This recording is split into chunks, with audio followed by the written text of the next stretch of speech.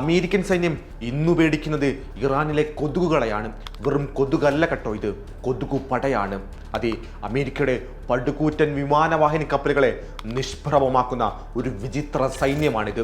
ഇറാന്റെ വിഖ്യാതമായ mosquito fleet അഥവാ കൊതുകുപട എന്നത് വലുപ്പത്തിൽ കൊതുകുകളെ പോലെ ചെറുതാണെങ്കിലും കടലിലെ ശത്രുക്കളെ മുട്ടുമടക്കാൻ ഈ ഒരൊറ്റ പട മതി.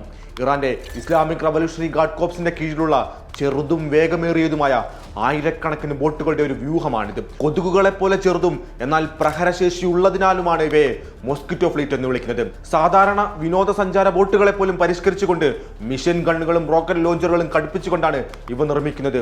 മണിക്കൂറിൽ 40 മുതൽ 60 നോട്ടിക്കൽ മൈൽ വരെ, അതായത് ഏകദേശം 75 മുതൽ 110 കിലോമീറ്റർ വരെ വേഗത കൈവരിക്കാൻ ഈ ബോട്ടുകൾക്ക് കഴിയും. ഇതിലെ ഏറ്റവും പുതിയ ബോട്ടുകൾക്ക് 100 നോട്ടിക്കൽ മൈൽ, അതായത് 185 കിലോമീറ്റർ വേഗത കൈവരിക്കാനുമുള്ള ശേഷിയുണ്ട്.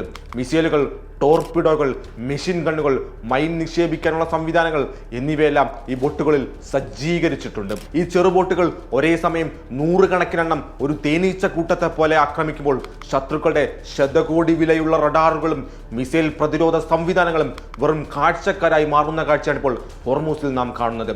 ഇവിടെ സാങ്കേതിക വിദ്യയേക്കാൾ ഉപരി ഇറാന്റെ നിശ്ചയദാർഢ്യമാണ് കേട്ടോ വിജയിക്കുന്നത്. അസമമായ യുദ്ധമുറ അഥവാ അസിമെട്രിക്കൽ വാർഫെയർ എന്ന തന്ത്രമാണ് ഇറാൻ ഇവിടെ പയറ്റിയിരിക്കുന്നത്.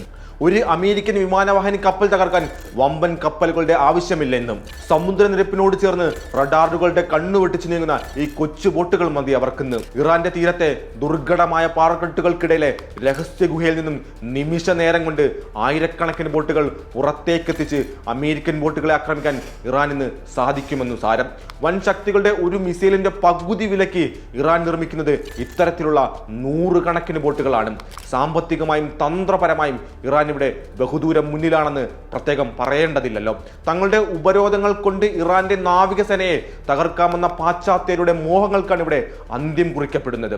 US പ്രസിഡന്റ് പല തവണ ഇറാൻ നാവികസേനയെ തകർത്തെന്ന് അവകാശവാദം ഉന്നയിച്ചെങ്കിലും ഹോർമുസിലെ ഈ കൊതുകുപട ഇന്നും സജീവമാണ് കേട്ടോ. ഒരു വമ്പൻ യുദ്ധക്കപ്പലിനെ ലക്ഷ്യം വെക്കുന്നതിനേക്കാൾ അമേരിക്കയ്ക്ക് പ്രയാസമാണ് ഈ കുഞ്ഞു ബോട്ടുകളെ പ്രതിരോധിക്കാൻ. അതുകൊണ്ട് തന്നെ ഈ കൊതുകുപട അമേരിക്കയ്ക്ക് ഉയർത്തുന്ന തലവേദന അത്ര ചെറുതൊന്നുമല്ല.